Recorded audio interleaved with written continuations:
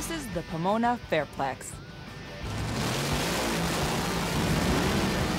home of exciting National Hot Rod Association racing and the setting for a high-octane proposal.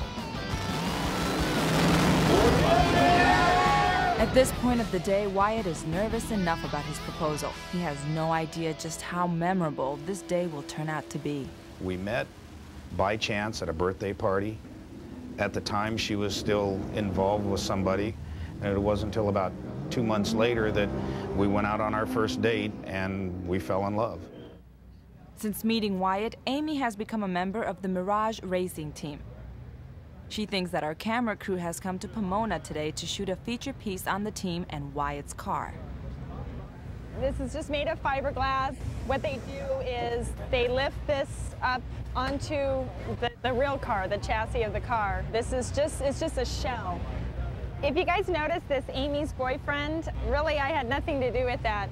It's like a running joke because no matter what we were doing or talking about, I say, by the way, did I tell you Amy likes to do this? Did I tell you that she has 6 cats and loves animals? And Ed, the owner of the team, put a big piece of paper that went across here that said Amy's boyfriend. He just did it as like a joke. And the word got all the way back to like Ohio where the decals are made up, and this whole package of decals shows up says Amy's boyfriend, and they just keep popping up everywhere. Wyatt has it on his helmet, and it's here on the car, of course, and it's on his briefcase. It's like I lost my identity. I'm no longer Wyatt the driver, I'm Amy's boyfriend.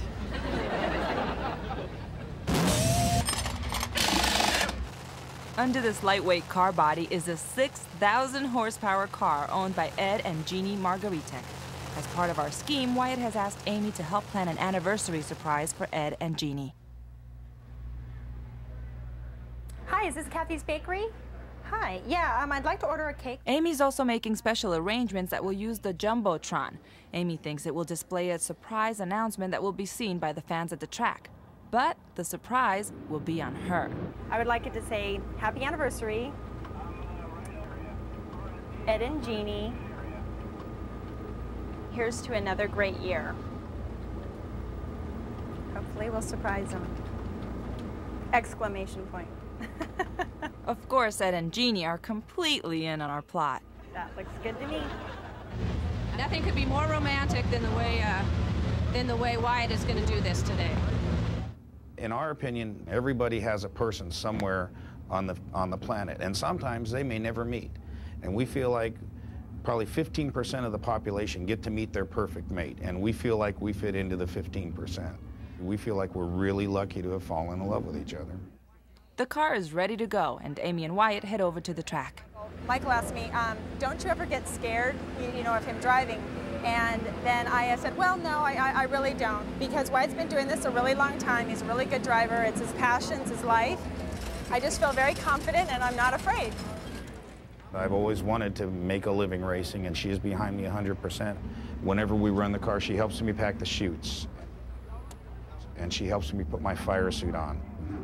I feel funny when she's not there. We've run the car a couple of times where she hasn't been able to make it. And the runs are complete, but they're more complete when she's there. Wyatt's safety is uppermost in the minds of the crew, and all those safety precautions are about to become extremely important, especially Wyatt's protective outfit. Ready? Yeah, let's go. Is the Harbor Red hit your car, the Mirage Well, here it goes. You better all have your earplugs in, is all I can say.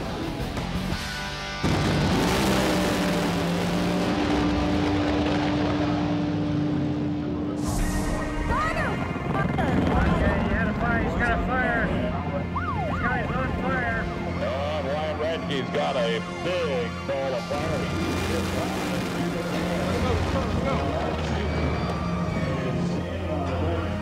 Oh my God.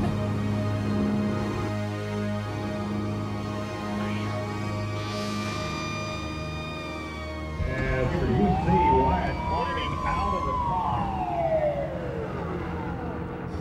Yeah, let's get him some oxygen, okay? Thankfully, Wyatt's okay. But remember, his car that's completely destroyed is worth a small fortune.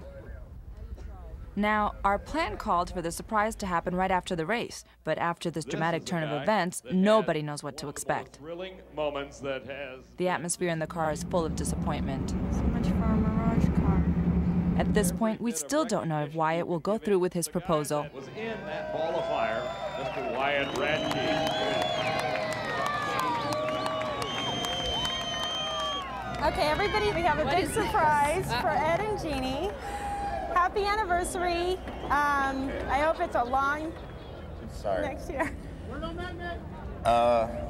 This surprise isn't for Ed and Jeannie. This surprise is for you and I. And I don't think my day could get any worse by burning my race car up, burning it to the ground. But you are the most important person in my life. I want you to be in my life forever. Wow. I don't know what to say. You could completely turn my day around. You're my soulmate, my best friend. Will you marry me?